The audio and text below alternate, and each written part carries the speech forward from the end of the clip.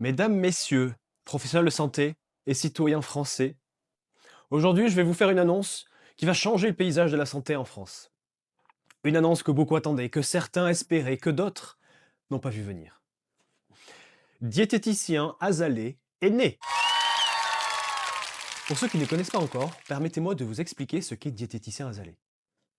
Diététicien Azalée sera une association nationale d'utilité publique implantée dans les territoires, au plus proche des patients, au cœur des déserts médicaux, pour prendre en charge les maladies chroniques liées à l'alimentation, diabétique de type 2, obésité, maladies cardiovasculaires, troubles digestifs, dénutrition des personnes âgées. Tout ce que les médecins n'ont pas le temps de traiter en 15 minutes. Ça vous rappelle rien? Non? Ça devrait.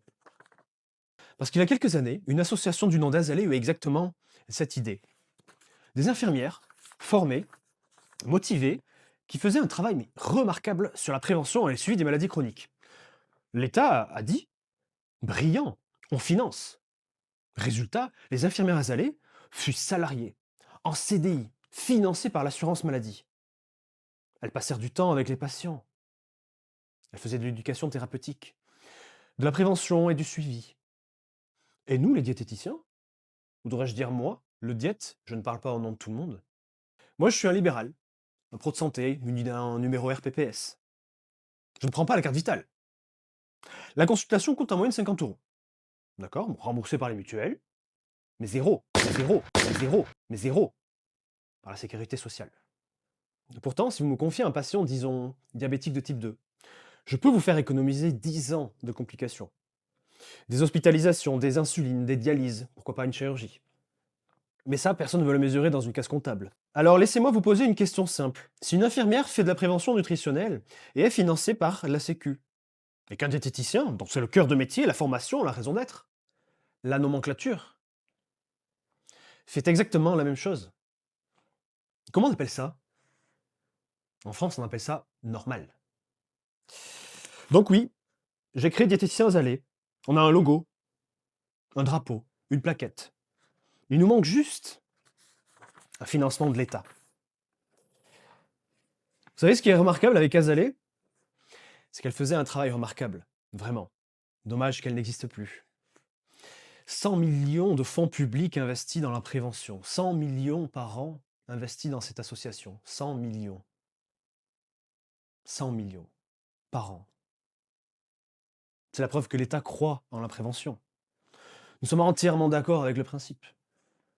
C'est exactement pour ça qu'on a créé Diététicien Azalée, pour que les professionnels dont c'est le cœur de métier puissent enfin bénéficier de cet élan de générosité.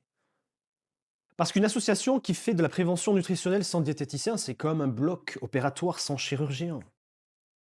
C'est sympathique, mais c'est incomplet. Et ce n'est pas de la politique, c'est de la santé publique. Le plan national de nutrition santé, le plan obésité 2030 le disent. Les études le disent.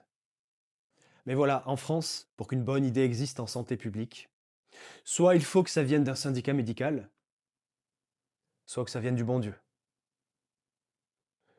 Moi, diététicien libéral, je proposais la même chose, mais j'ai dû mettre la clé sous la porte. Alors on vous dit, t'as qu'à faire des réseaux sociaux, ça marche. Effectivement, on en voit beaucoup partout.